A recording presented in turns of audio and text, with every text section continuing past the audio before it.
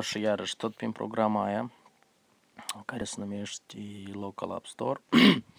Deja am făcut în video anterior, cum puteți găsiți. Merge și în Subway Surf, în toate jocurile posibile de pe iOS 7, 7.01,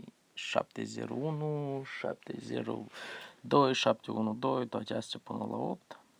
Adică poate să fie deja și în iOS 8, nu m-am uitat, că nici nu-mi place și nu vreau să-l fac upgrade la iOS 7, la iOS 8, rămân la iOS 7, puteți să vedeți că pot să cumpăr 98, care este 98.000, da?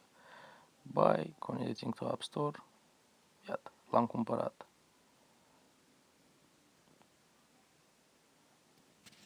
L-am luat, merge tot ok, puteți să-i cumpărați și hainele, iată, cumpărați tot, merge ok. Îi cumpărăm,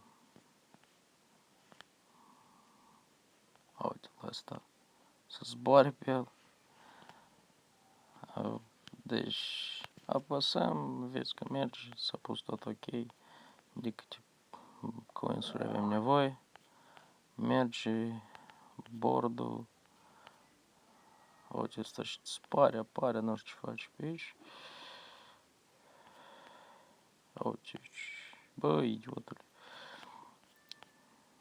așa e, merg la toate jocurile posibile, am mai arătat odată și la Subway Surf, la Asphalt, la Deer Hunter, sunt foarte multe la care merg, dar trebuie să instalați aia.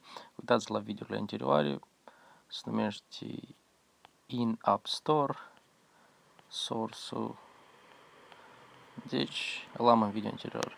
Mersi pentru vizionare.